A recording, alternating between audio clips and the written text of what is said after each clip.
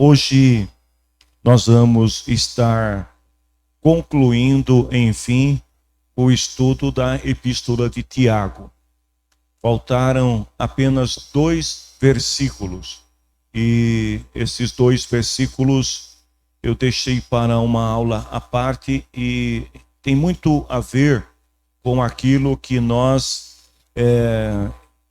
temos estudado, com aquilo que nós temos também vivido, principalmente neste ano, onde muitas pessoas se afastaram da igreja em virtude do distanciamento social, que foi um fator que contribuiu negativamente, porque muitas pessoas acabaram com esse distanciamento, não retornando às reuniões de culto.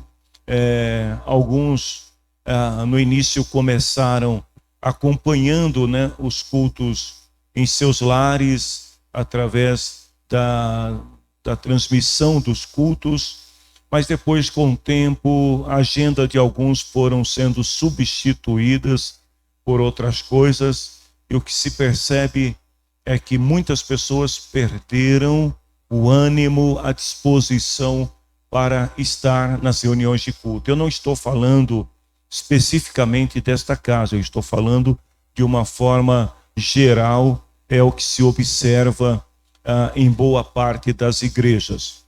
E hoje nós vamos falar um pouco sobre os perdidos. Quem são os perdidos?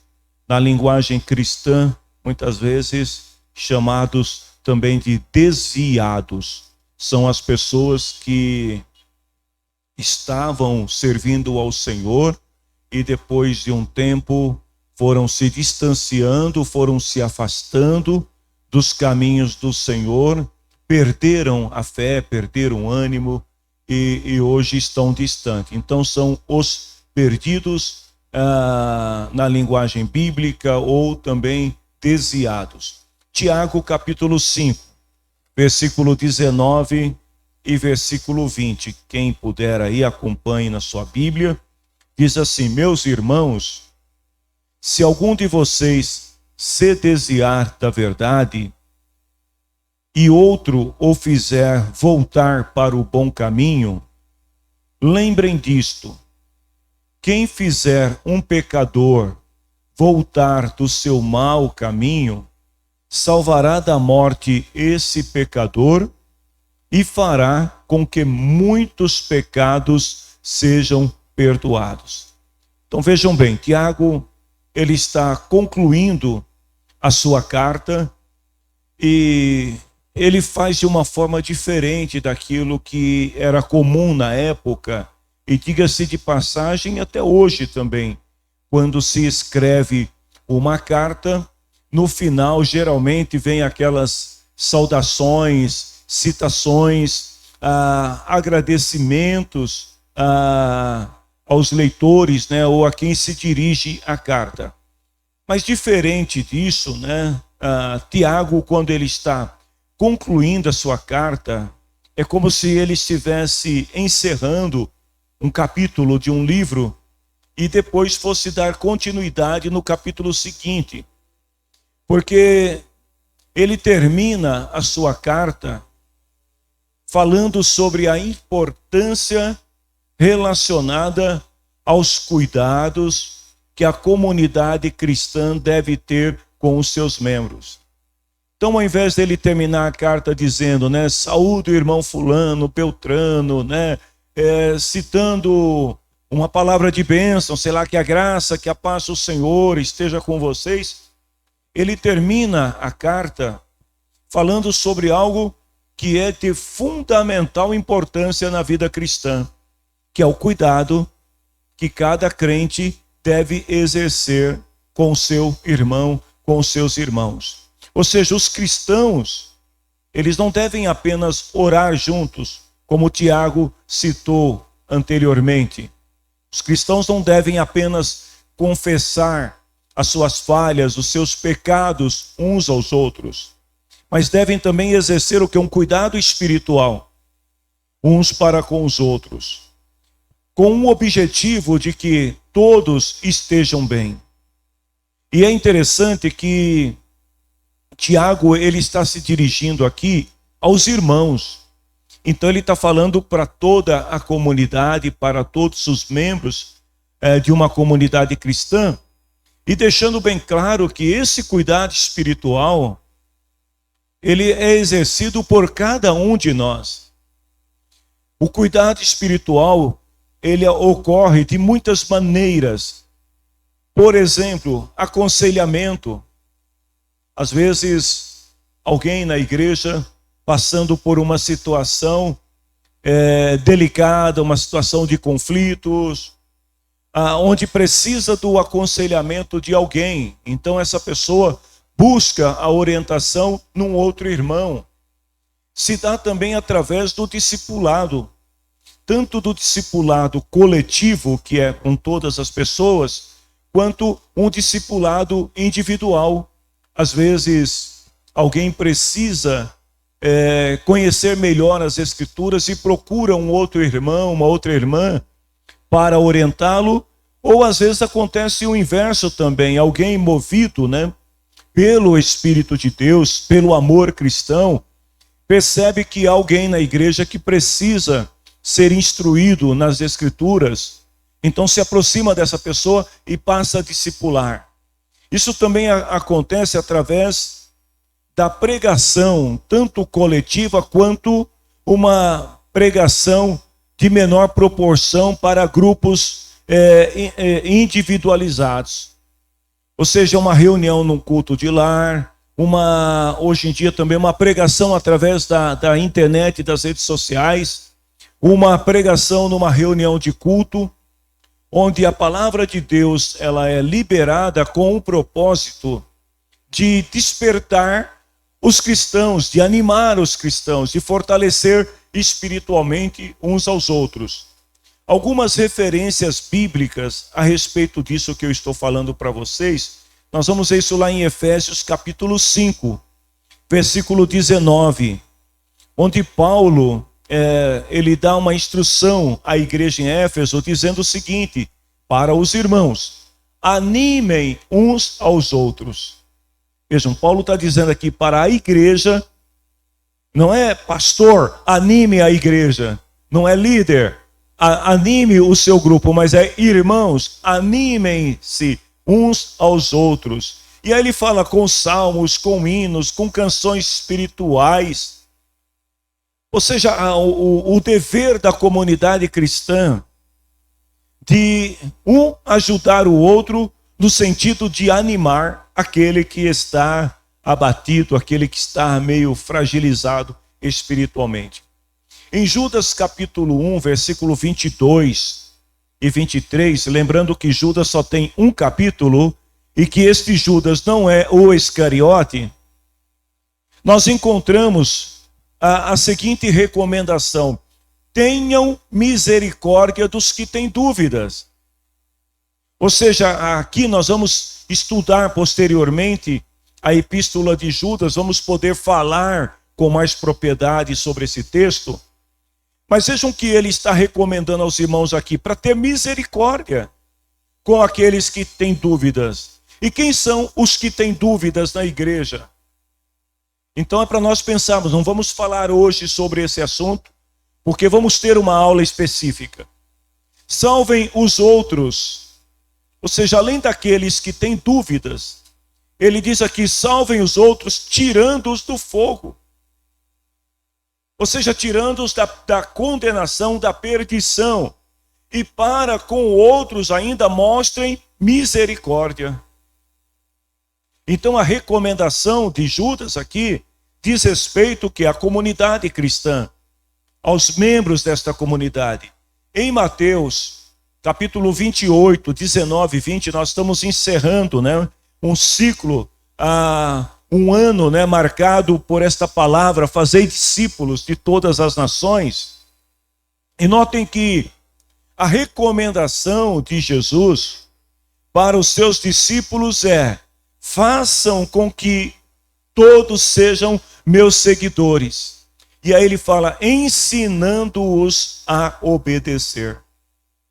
Então, o cuidado com a vida espiritual dos irmãos é um cuidado que compete a todos os membros da igreja.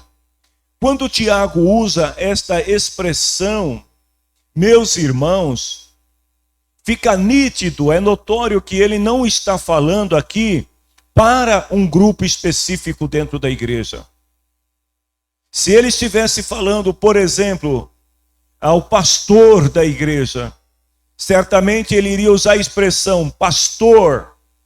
Se ele estivesse falando para um determinado grupo dentro da igreja, grupo X, Y, então ele teria citado especificamente este grupo. Mas não, Tiago, ele está falando aqui para toda a comunidade cristã. E é importante também ver que ele não está falando isso aqui para os descrentes acerca dos descrentes. Ou seja, aqui não é uma palavra da igreja acerca dos descrentes. É uma palavra para a igreja acerca da igreja. Daqueles que estão dentro da igreja, que estão conosco aqui. Então, esta palavra de Tiago aqui, ela aborda duas questões importantes que acontecem dentro da igreja. Primeiro, é a queda dentro da igreja e a restauração dentro da igreja. Porque ele começa falando assim, meus irmãos, se algum de vocês se desviar, ou seja, se entre nós, um de nós vier a falhar na fé e cair em pecado, ele fala, e outro, um de nós cai e o outro faz o quê? O ajuda a se levantar. Então ele está falando aqui sobre a queda e a restauração da igreja, dentro da igreja.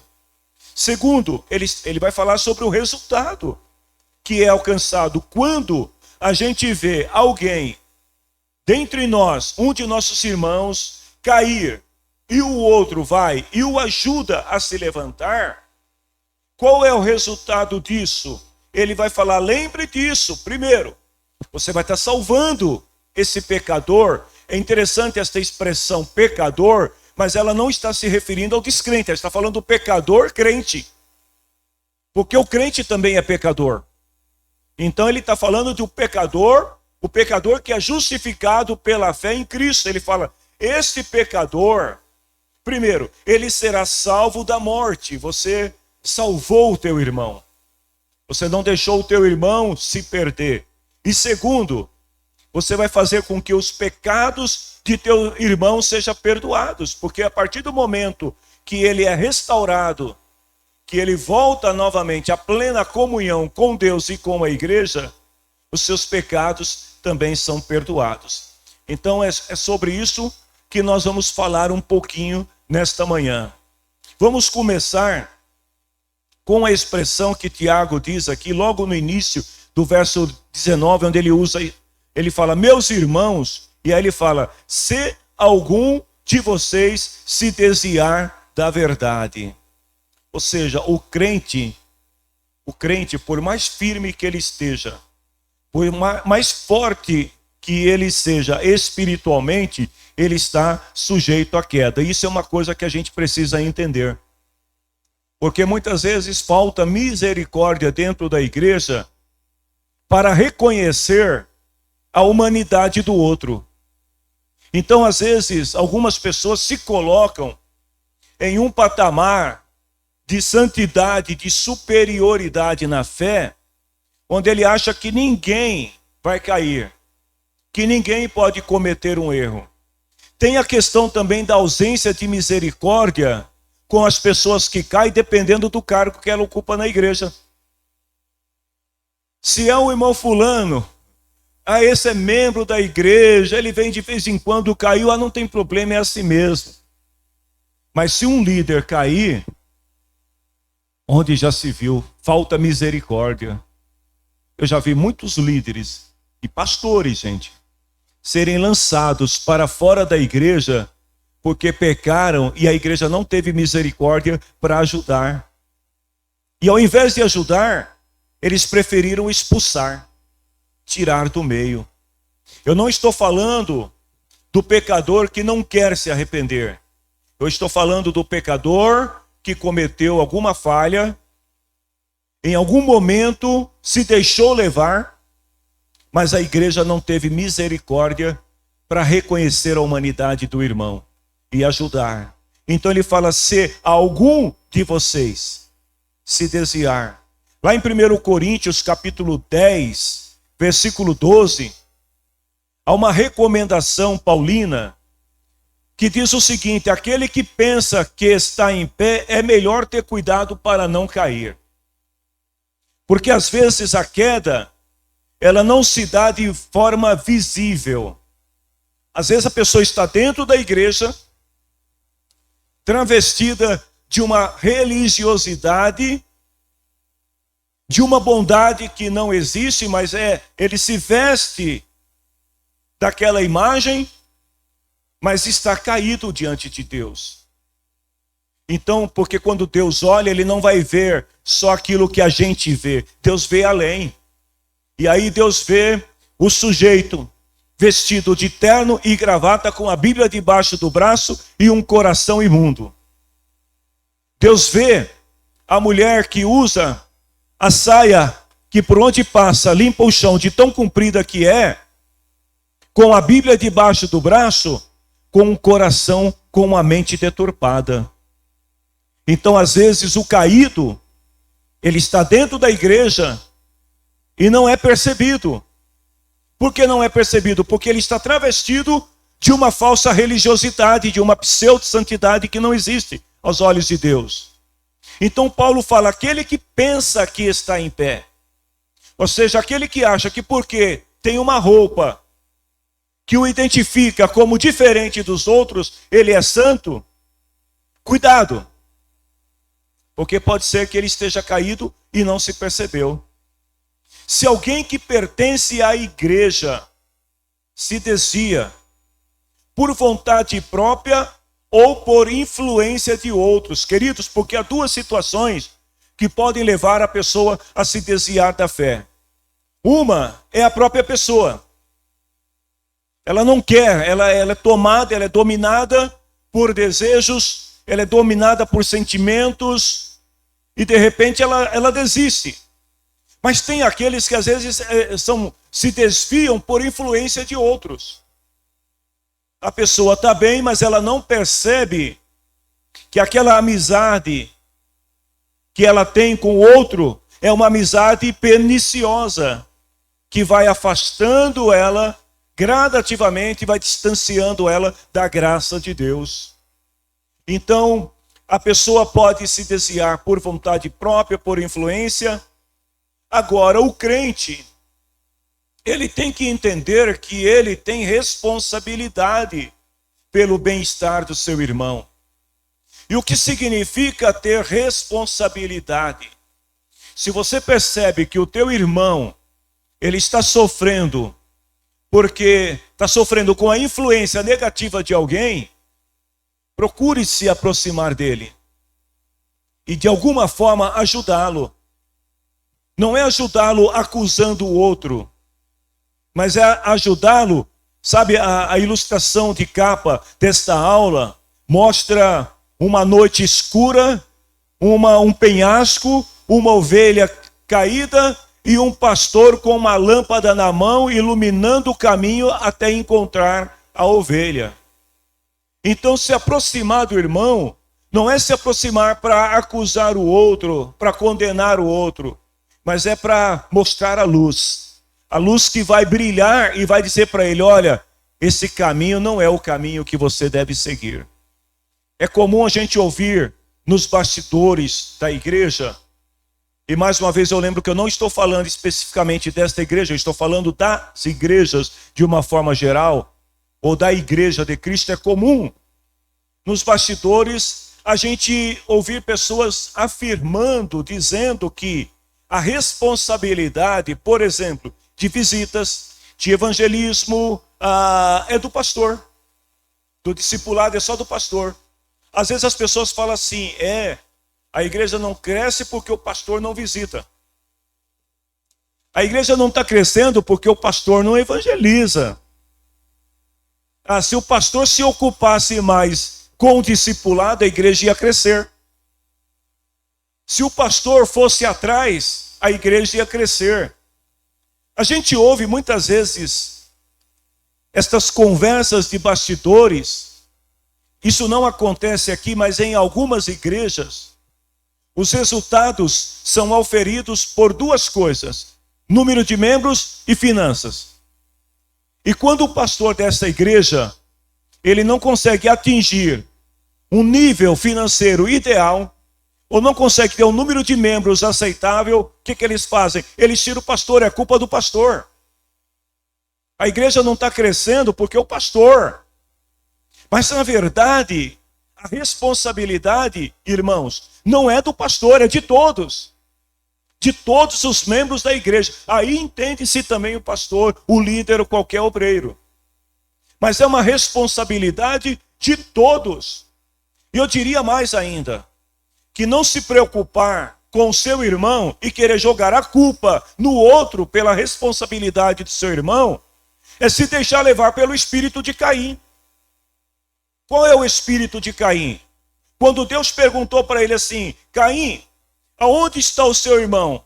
Qual foi a resposta que ele deu para Deus? Por acaso eu sou guarda do meu irmão? Tem muita gente agindo assim. O que eu tenho a ver com a vida dele? É problema dele. Mas o irmão está fraco na fé. Problema dela. Ela não quer discipular da mesma coisa. Vou discipular alguém. Mas essa pessoa é muito chata, não vou mais discipular. Sabe o que é isso? Espírito de Caim. É o espírito que diz a muitos cristãos que você não tem responsabilidade. Então Caim, ele lava a mão e ele faz o que? Ele mata o irmão. E por que ele mata o irmão? Por causa da inveja. Por que ele mata o irmão? Porque ele não consegue enxergar o outro como um ser igual. Então, às vezes, dentro da igreja é mais fácil você matar alguém, é mais fácil você jogar alguém fora do que agir como o bom samaritano, ir lá, pegar a pessoa e cuidar das feridas. Tiago, ele fala de uma palavra que a gente vai ver em outros textos da Bíblia, como também lá em Hebreus capítulo 3, versículo 12 e 13, onde o escritor aos Hebreus fala assim: meus irmãos, cuidado, para que nenhum de vocês tenha um coração mau e descrente, que o leve a afastar de Deus. Porque às vezes isso pode acontecer. Olha que o escritor aos Hebreus está falando também para os irmãos. E ele fala, pelo contrário, enquanto esse hoje, de que fala as escrituras sagradas, se aplicar a nós, animem uns aos outros, a fim de que nenhum de vocês se deixe enganar pelo pecado, nem endureça o coração. Ou seja, irmãos, ajudem-se mutuamente. Teu irmão faltou na reunião de culto, ao invés de ficar reclamando e falando, será que o pastor sabe? Será que o pastor já ligou para o irmão? Liga você. Demonstre amor você. Faça a sua parte também. É interessante que às vezes tem alguns irmãos que perguntam, pastor, você já falou com fulano? Já. Já falou com ciclano? Já. Pastor, já falei com todo mundo.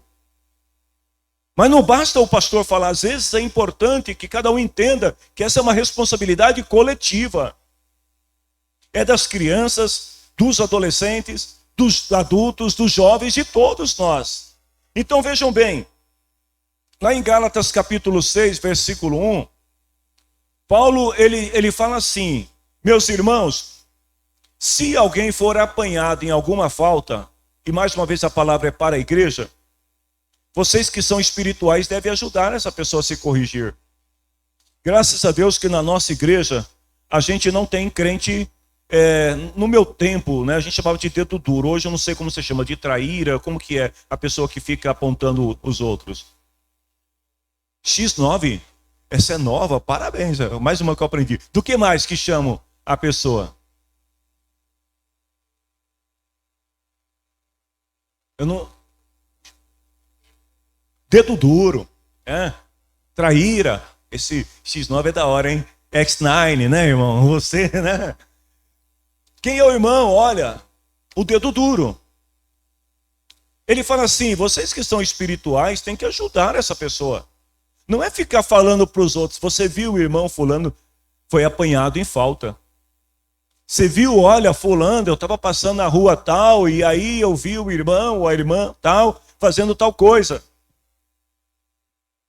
Não, irmãos, ajudar-se a verdade, né? Esses irmãos a se aproximar da verdade. Paulo fala assim, ó, faça isso com humildade e tenha cuidado para que vocês não sejam tentados também. Cuidado. Porque às vezes a gente atira uma pedra no irmão e a pedra faz igual um bumerangue, né? Ela vai, pá, e volta. E aí atinge a gente. Porque todos nós somos humanos e estamos sujeitos às mesmas falhas. Então Tiago, ele deixa bem claro aqui que o propósito dele é alertar os irmãos sobre o risco de alguns se afastarem do evangelho, de alguns se afastarem da verdade, né? Eu coloquei uma frase aqui muito importante que me veio ao coração enquanto estava preparando esta aula. É uma frase simples e curta que diz o seguinte: a verdade é a plenitude do evangelho, que é a palavra de Deus. Essa palavra veio ao meu coração, deu até vontade de fazer um esboço de uma mensagem sobre esta palavra. Porque a verdade é a plenitude do evangelho, que é a palavra de Deus. Ou seja, o nosso nascimento espiritual, ele se dá através da palavra. Tiago capítulo 1, versículo 18, Tiago falou assim, que pela sua própria vontade ele fez com que nós nascêssemos por meio da palavra da verdade. Em Tiago 3,4 também ele já tinha orientado os irmãos e dito o seguinte: irmãos, se o coração de vocês tiver inveja, tiver amargura, egoísmo, então não mintam contra a verdade, ou seja, não relutem contra a palavra, gabando-se de serem sábios. Mas reconhecer, então Tiago ele está chamando a atenção dos irmãos aqui para isso. Nós precisamos reconhecer a nossa humanidade. E nós precisamos reconhecer que se há alguma falha em nós, ela deve ser corrigida. E que se há alguma falha em nosso irmão, é nosso dever de ajudá-lo também a se corrigir. Aí ele continua e fala assim, lembrem disto. Ou seja, uma palavra aqui de exortação para os irmãos. Irmãos, lembrem disto. Quem fizer um pecador voltar do seu mau caminho. Ou seja, os membros da igreja não devem esperar passivamente pelo retorno daqueles que se perderam. Irmão fulano, sei lá, tá por aí, qualquer dia ele volta. E o ciclano? Tá por aí, tem um irmão aqui na igreja, ele sabe disso. Eu coloquei um quartel inteiro aqui atrás dele. Eu falei, a gente vai descobrir. Esse camarada não vai fugir da gente. E aí, nada de encontrar. Foi outro. Falei, pastor, já procurei na rua, não encontrei o irmão. Eu falei, eu também já procurei nos horários que eu achei que ele poderia estar saindo para trabalhar. Não encontrei, mas vamos orar. E aí nós oramos aqui num dia. Acabamos de orar aqui. E na oração eu ainda falei, Senhor, aonde tiver o teu filho, permita que a gente saiba o que está acontecendo com ele. Bom, eu saio do carro aqui com os irmãos, resolvo parar ali embaixo na avenida. Quem vem na calçada? O irmão. Eu falei, o Senhor é bom demais, obrigado. O Senhor ouve as nossas orações. Então vejam, irmãos, que a gente não deve ficar apenas esperando. Se eles quiserem que voltem, não. As pessoas, não estou agora me referindo ao irmão, ponto final, no exemplo que eu acabei de dar. Agora vamos continuar. Crentes desviados, perdidos, são como ovelhas que estão perdidas, que precisam ser resgatados. Lembre-se, a pessoa se desviou por vontade própria ou por influência de alguém. Vamos imaginar um curral onde existem ovelhas. E aí, de repente, uma delas decide pular a cerca. Ou, às vezes, elas estavam lá, mas de repente uma ovelhinha deu uma cabeçada nela. E aí ela ficou magoada e com medo pulou a cerca. Crente desviado, desculpe a expressão aqui, aliás, a ilustração tão simples aqui, mas é só para a gente entender que às vezes a pessoa se desvia, se afasta, mas ela precisa ser resgatada. E cabe a quem? Aqueles que estão espiritualmente fortes, aqueles que conhecem a palavra de Deus, auxiliar no resgate dos perdidos. Olha, 4 pontos importantes que a gente aprende sobre pessoas que se desviam.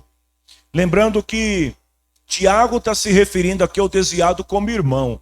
E isso é muito interessante também. Porque às vezes a pessoa se afasta da igreja, aí quando outro irmão encontra com a pessoa na rua, até atravessa para não cumprimentar. Aquele lá não é mais parte da minha igreja, não é mais meu irmão. Eu tenho um hábito de, quando encontro pessoas desviadas, dar a paz para eles como dou para qualquer outro irmão em Cristo.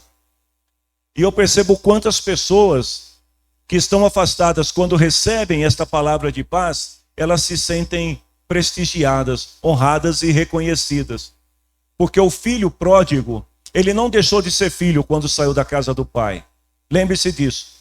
O filho pródigo, por decisão própria, ele decide sair da casa do pai. Mas ele continuou sendo filho. Tanto que quando ele volta, qual é a palavra do pai acerca dele? Este meu filho. Ou seja, não é esse sujeito que um dia foi meu filho, não. Este meu filho estava perdido. Então nós precisamos entender que a pessoa que está desviada, que está afastada dos caminhos do Senhor, que se perdeu, ela continua sendo um irmão que precisa ser resgatado. 4 coisas que nós aprendemos. Primeiro, é comum que as pessoas desviadas busquem justificativas para a sua decisão. Então, quem for aconselhar uma pessoa desviada, precisa primeiro ter um bom tato, uma boa conversa, ter empatia, ter sabedoria para saber lidar com a pessoa. Porque geralmente 99% dos desviados, eles têm uma justificativa. É assim ou não é? Quem aqui já foi ao encontro de algum desviado e tentou trazer de volta? Alguém de vocês aqui? Você foi falar com um desviado, o que acontece? Por causa disso, aí ele tem um caminhão de justificativas. Você precisa ter empatia para tentar se colocar no lugar dele e enxergar na visão dele o que ele está dizendo.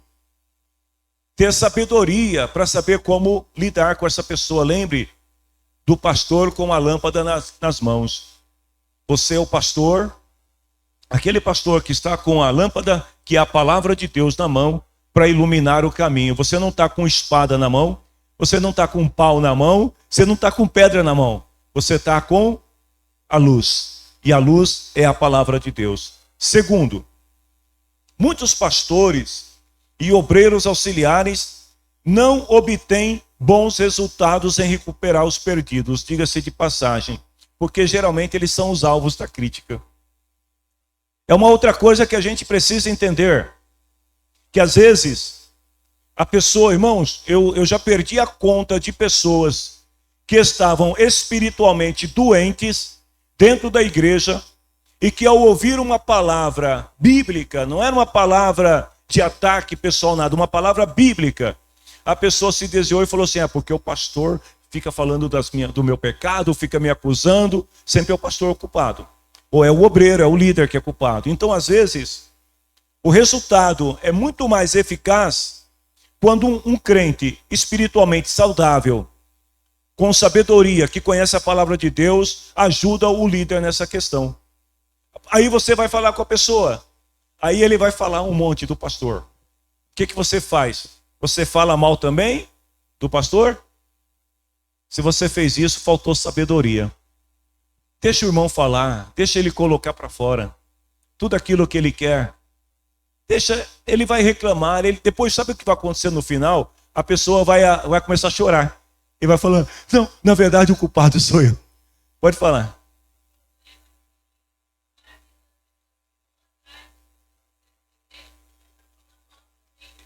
Esse é o grande problema. Porque a pessoa vai ao encontro daquele que está perdido e acaba se perdendo com ele.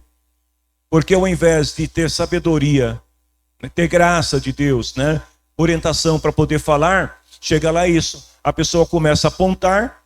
Gente, e tudo que o desviado falar, ele tem razão. Então não adianta você ficar discutindo com ele contra a razão dele. Deixa ele falar. Depois que ele terminar, você faz o quê? Palavra de Deus. Lâmpada para os meus pés é a tua palavra, luz para os meus caminhos. Ô irmão, eu te entendo.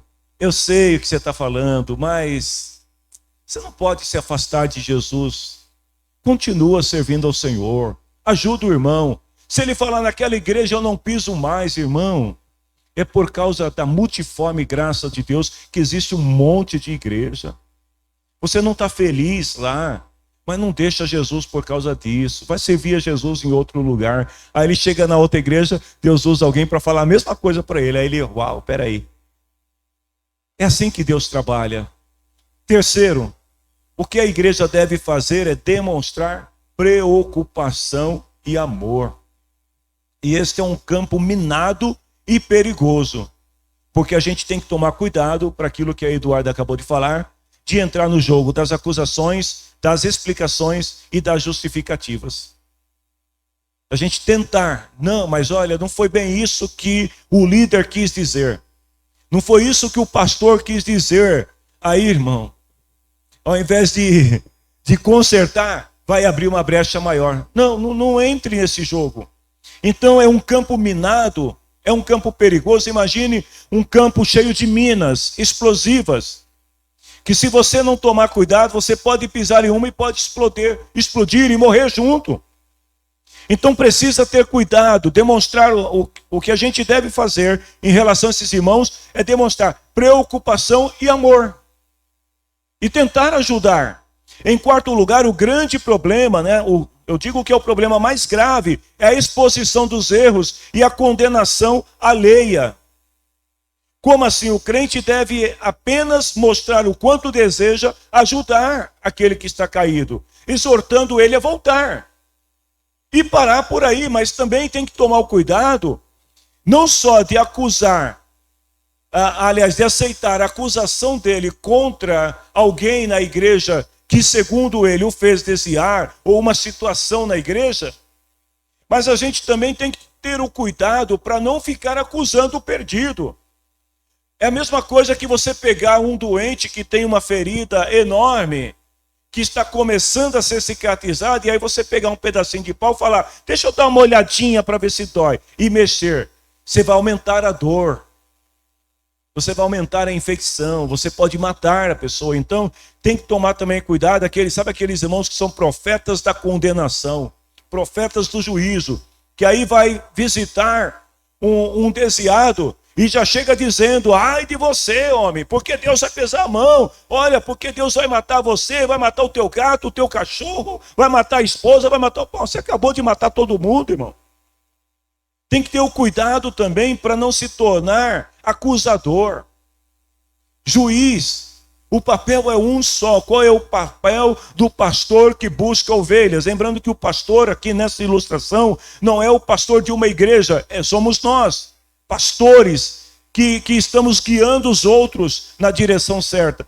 É acender a luz e falar para a pessoa, olha o caminho, está vendo o caminho? Você está enxergando agora? Olha onde você está. E isso se faz à luz da palavra de Deus. Tiago está se dirigindo aos membros da igreja e ele é muito direto aqui em relação à responsabilidade de cada cristão. Porque ele fala assim, quem fizer um pecador voltar do seu mau caminho. Ou seja, qualquer membro da igreja, qualquer um de nós, que fizer um pecador voltar do seu mau caminho. Você já parou para pensar nisso? Às vezes a gente se preocupa tanto em evangelizar, e eu não estou dizendo que não seja importante. Essa é a importância número 1. Mas às vezes a gente esquece de uma outra coisa, é cuidar de quem vem. É cuidar de quem faz parte do grupo. Então, às vezes, a gente se preocupa muito de trazer, mas a gente não se preocupa de cuidar de quem a gente traz. Quantas pessoas eu estava observando outro dia, que nas últimas reuniões de culto, o número de pessoas que têm aparecido em nossa igreja e que colocam na ficha da recepção, procurando uma igreja para frequentar, tem sido muito grande. E eu tenho guardado essas fichas aqui, orado por essas pessoas. Mas às vezes eu percebo também que quando termina o culto, muitas vezes nós não temos o cuidado de cumprimentar essas pessoas. Então a gente deixa a pessoa sair, ela entra e sai como um desconhecido. Às vezes eu estou aqui no púlpito dando a bênção apostólica e estou olhando para a porta. Quando eu termino que eu vou sair, a pessoa já está indo embora e ninguém percebe.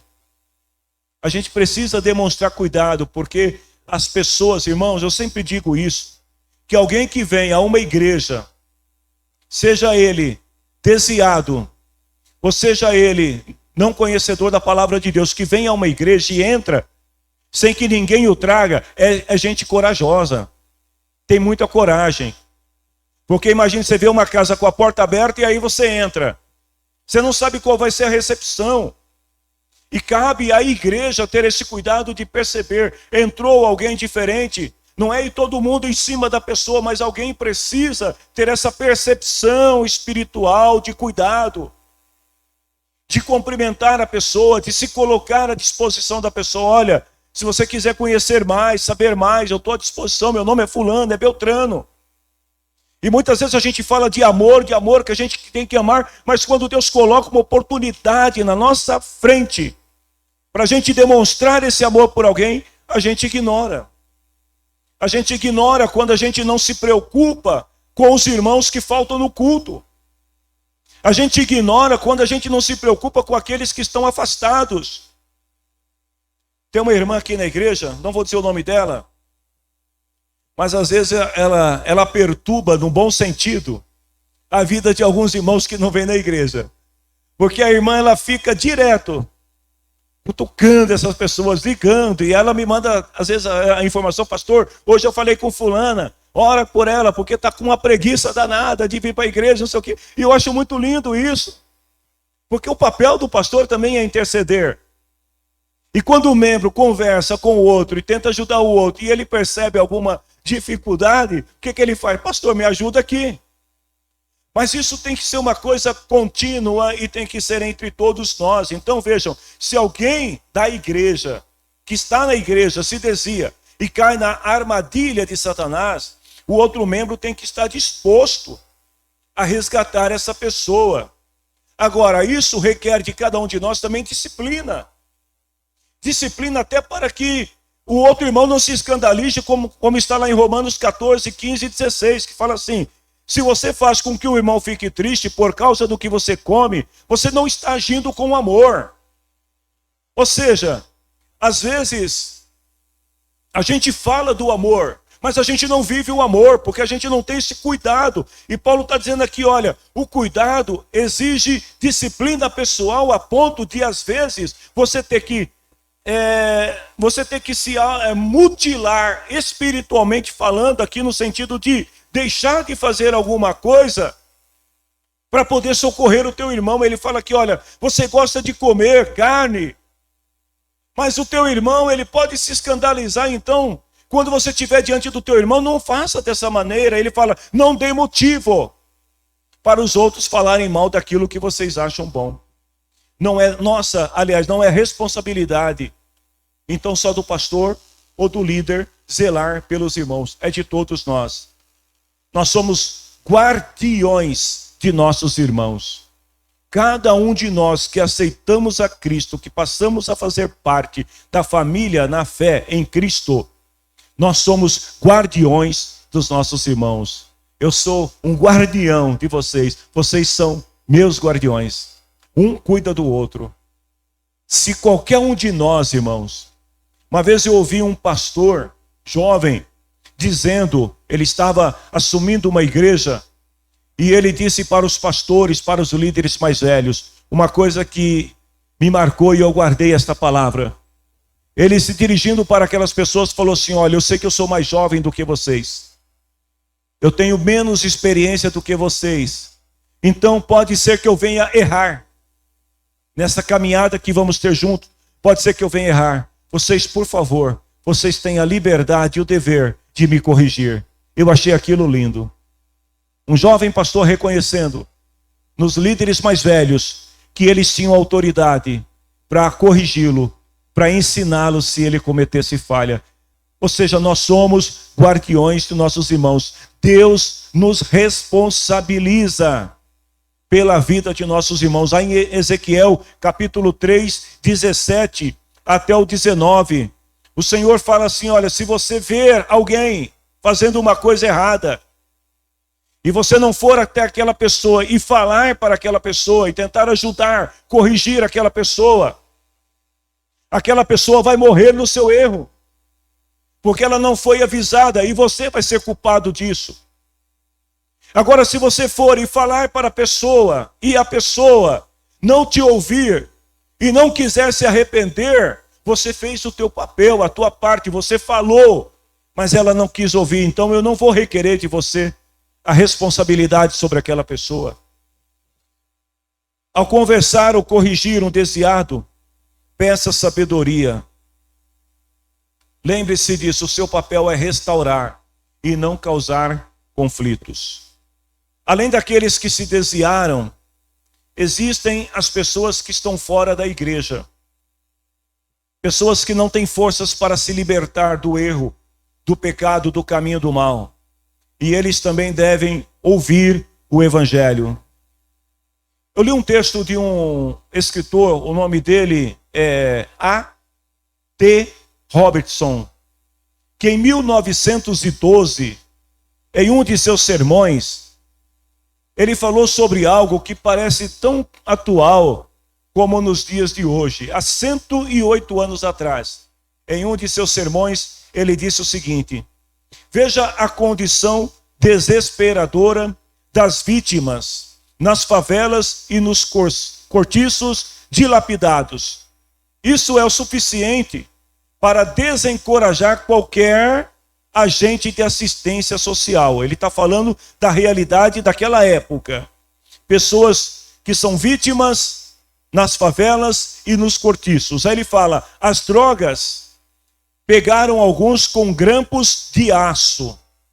A bebida acendeu o sangue de outras pessoas. O cigarro matou a vontade de outros. E a imoralidade jogou ainda outros no abismo. Muitos deles tropeçam em abrigos de recuperação. Aquelas cidades de refúgios, que são os abrigos, que estão em nossas cidades. Aí ele conclui esta palavra falando assim, bem-aventurados aqueles que sabem salvar uma alma, como aqueles que viram dias melhores e que desceram ao vale do pecado e da dor. Eu achei muito linda esta expressão e tão contemporânea, embora seja uma palavra de 108 anos atrás. Bem-aventurado aqueles que sabem salvar uma alma, ou que sabem salvar almas. Irmãos, os céus se alegram quando qualquer um de nós compreende o amor de Deus e vive esse amor e estende as mãos para salvar alguém que está no abismo. A nossa visão de igreja deve ser acerca daqueles que estão caídos, daqueles que estão desviados, perdidos. Deve ser uma visão de um pecador sob risco de morrer no pecado e de receber como paga a condenação eterna. Nós deveríamos olhar para as pessoas. Às vezes eu venho pela manhã para a reunião de oração e eu vejo as pessoas indo trabalhar, pessoas voltando, e eu fico olhando para aquelas pessoas e falo, Senhor, eu sou um desconhecido no meio dessa multidão, mas o que será de cada uma dessas pessoas? No meio daquela multidão existem pessoas salvas. Agora mesmo tem pessoas andando pelas ruas, pessoas no comércio. Alguns estão salvos, mas outros, como Robertson disse, estão presos como que em grampos de aço, não conseguem se libertar dos seus pecados. E a pergunta é, o que nós estamos fazendo? Nós somos a esperança para aquele que está no caminho da perdição. Nós somos a esperança para aquele que está em trevas e não vê a luz. Nós somos a esperança para aquele que quer se libertar, mas não tem a força. Deus nos usa como instrumentos. Deus nos usa como vasos dele, como mensageiros, para restaurar a relação espiritual entre Deus e o homem. Nós somos cooperadores de Deus. Paulo disse isso lá em 1 Coríntios 3:9. Nós somos companheiros de trabalho no serviço de Deus. Olha que privilégio, queridos. Cada um de nós somos companheiros do trabalho. E aí Tiago diz: se alguém fizer com que um pecador desviado volte, ele fará com que muitos pecados também sejam perdoados. É claro que quando a gente lê essa palavra, nós precisamos entendê-la sob a luz das Escrituras, não tentar interpretá-la literalmente no sentido de que você, quando alcança alguém, você fala para a pessoa, você está perdoado, ela está perdoada. Não é nesse sentido, porque nenhum pecador tem poder para perdoar o pecado de alguém. Então não é nesse sentido literal. Mas aqui, olhando para as Escrituras, nós vemos que aqui o perdão, ele se dá através do amor de Deus. Do amor que nós manifestamos quando a gente vai ao encontro de alguém e diz para essa pessoa: existe esperança para você. Lá em Provérbios capítulo 10, versículo 12, a Bíblia fala assim que o amor perdoa todas as ofensas. E em 1 Pedro 4, 8 fala: o amor perdoa os pecados. Não é o meu amor, não é o teu amor, mas é o amor de Deus, que uma vez se revelou, se manifestou através de nós. Então, quando nós falamos às pessoas que existe esperança para elas, não somos nós a esperança propriamente dito, mas é Cristo a esperança em nós. Então nós somos o canal que vai ligar essas pessoas, que vai conectar essas pessoas a Cristo, que é a esperança, que é a luz, que é o amor de Deus, que é o perdão. Tiago ensina aqui algo superior ao dizer que os pecados são apagados diante de Deus. É como se ele tivesse dito que, por exemplo, aqui que o amor de Deus, uma vez manifestado na vida dessa pessoa, apagou totalmente os seus pecados e restaurou esse pecador de volta a Deus. Quando Deus perdoa, Deus aceita o pecador como se ele nunca tivesse cometido pecado. Aqui entra mais um erro clássico da igreja. Pode falar.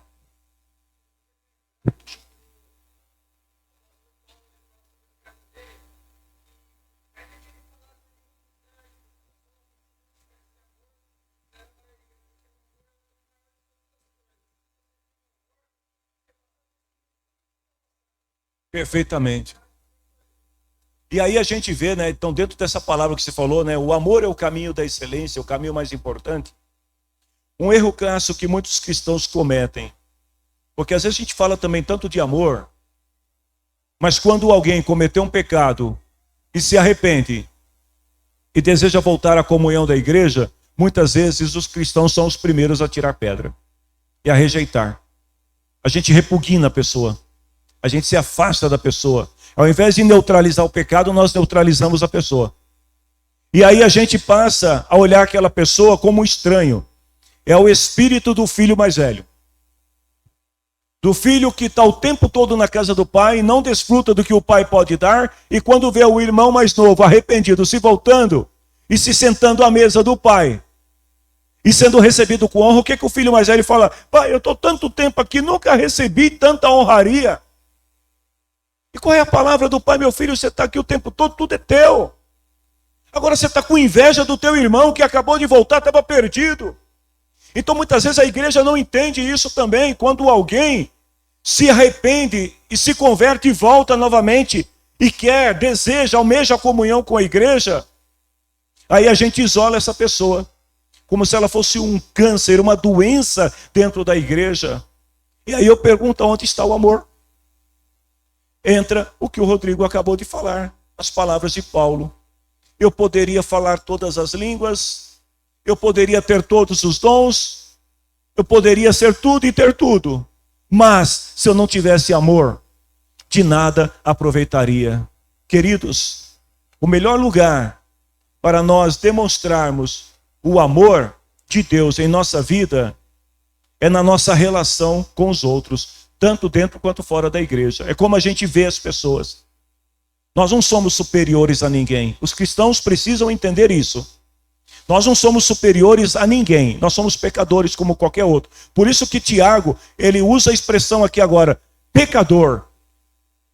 Se você ajudar alguém a voltar, então esse pecador. Por que pecador? Porque nós estamos no mesmo nível diante de Deus. Salmo 103, versículo 11 e 12. Assim como é grande a distância entre o céu e a terra, grande é o amor de Deus por aqueles que o temem. E quanto o Oriente está longe do Ocidente, assim ele afasta de nós os nossos pecados. Eu lembro uma vez que, quando a gente fazia os cultos para a Índia, eu tive a curiosidade de ver a distância que nós estávamos dos nossos irmãos.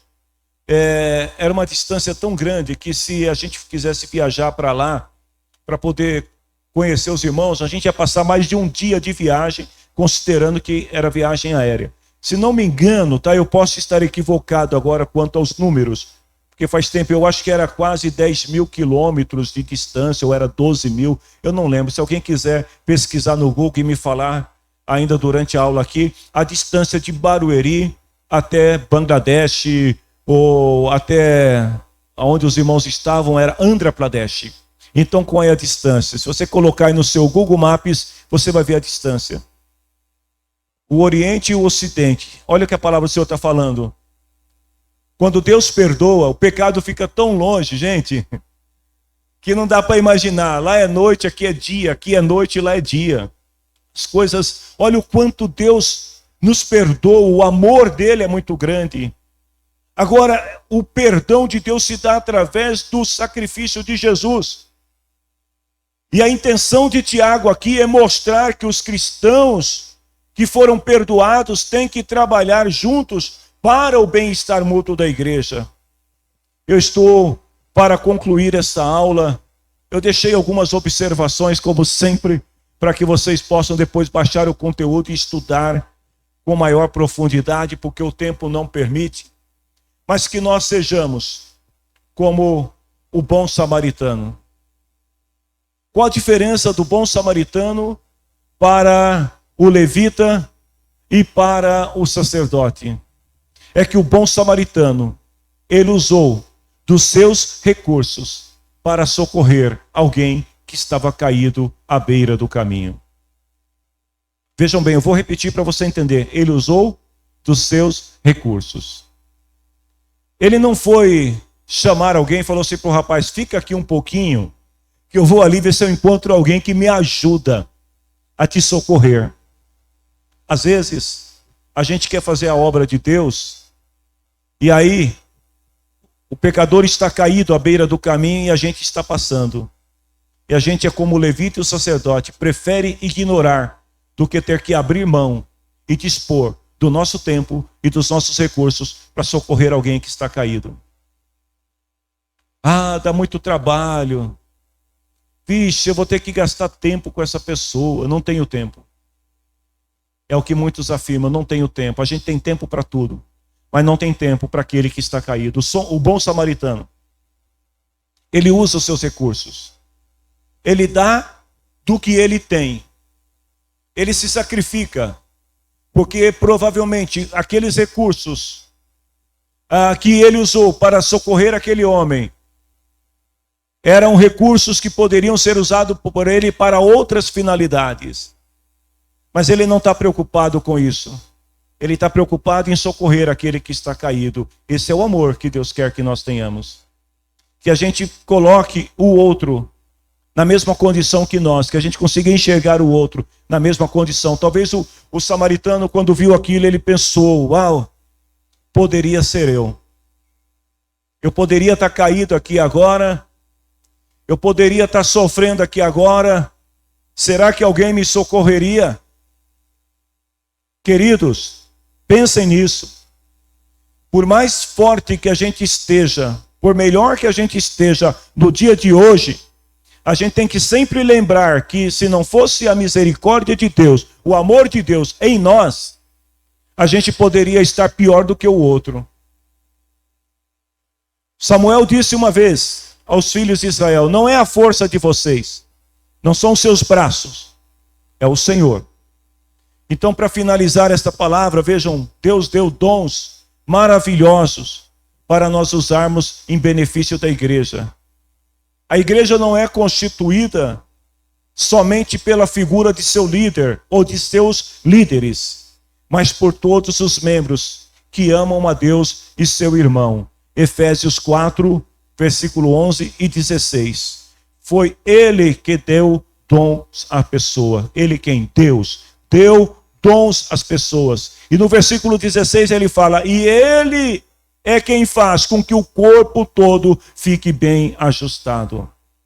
O que Deus nos deu não é para guardar, para reter. O que Deus nos deu é para compartilhar com aqueles que precisam. Que o Senhor nos ajude. Eu quero convidar nesta manhã a todos bons samaritanos, aqueles que estão dispostos a se apiedar dos outros e ajudar os outros a se colocar em pé e orarmos ao Senhor.